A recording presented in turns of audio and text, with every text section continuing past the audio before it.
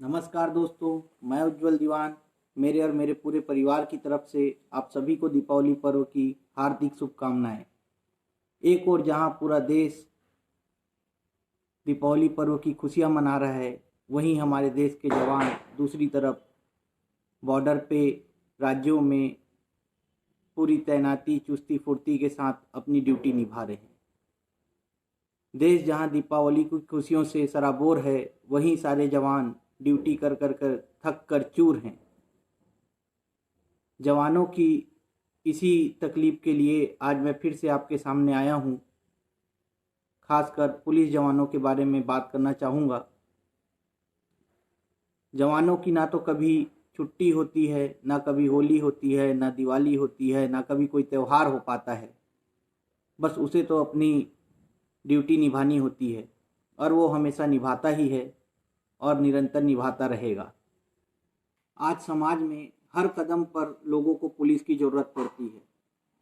चाहे समाज का कोई भी छोटा सा छोटा काम हो या बड़ा सा बड़ा काम हो, हर जगह आपको कोई मिले ना मिले, लेकिन पुलिस कर्मचारी आपको ड्यूटी पे तैनात हमेशा मिलेगा।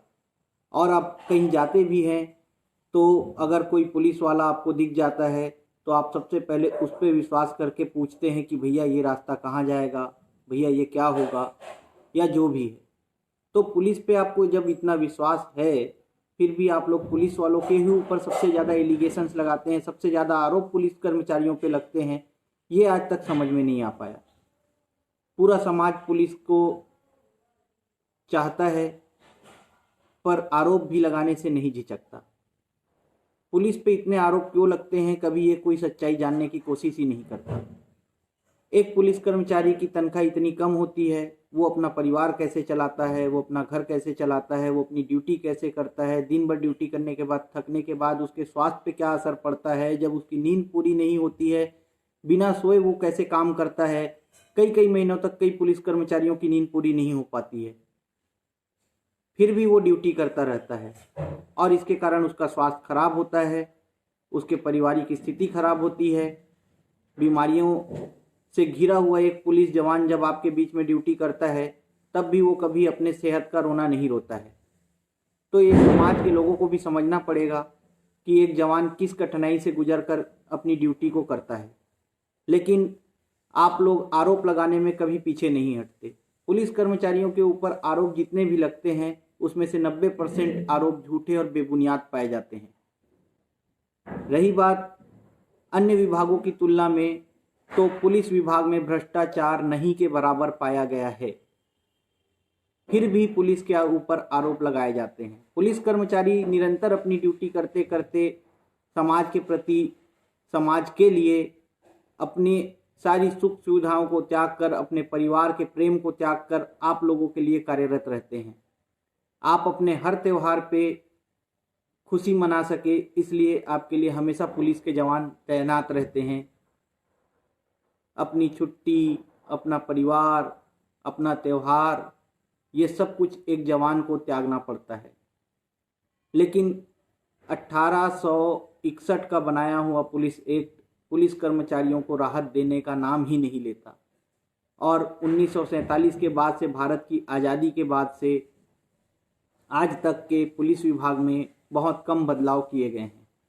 1861 का बनाया हुआ एक्ट अंग्रेजों ने अपनी सुविधा के लिए बनाया था, जिससे वो देश के लोगों को दबा सके, उनसे अपने कार्य करा सके।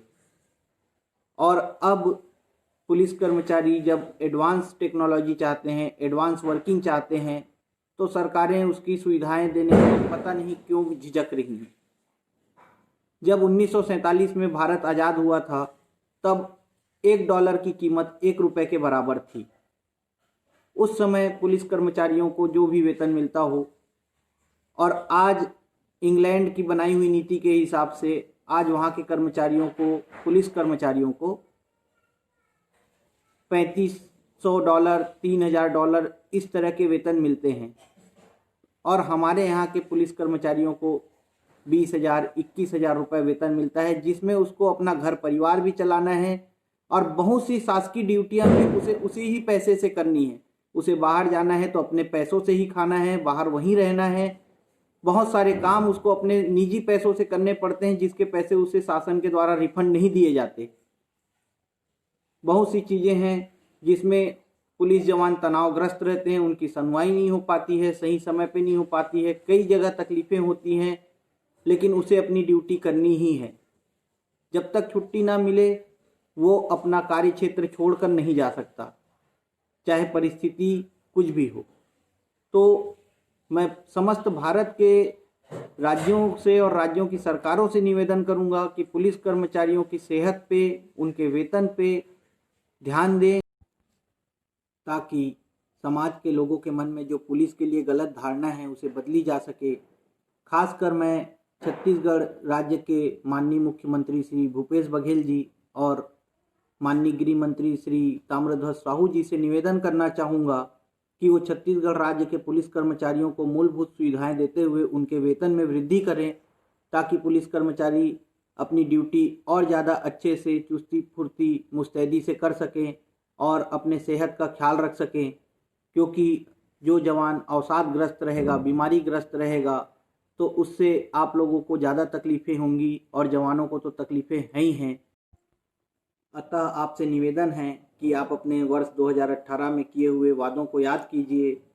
पुलिस परिवार का आपको 2018 में संपूर्ण सहयोग मिला था, अब आपकी सहयोग करने की बारी आई है। आप जवानों के बारे में ध्यान दें। छत्तीसगढ़ के समस्त जवान आपके ओर आशा भरी नज़रों से देख रहे हैं। आप पुलिस कर्मचारियों की तकलीफ़ों को समझते हुए उनके वेतन में जल्द से जल्द वृद्धि करें, उनको मूलभूत सुविधाएं दें। धन्यवाद। जय भारत, जय छत्तीसगढ़ पुलिस।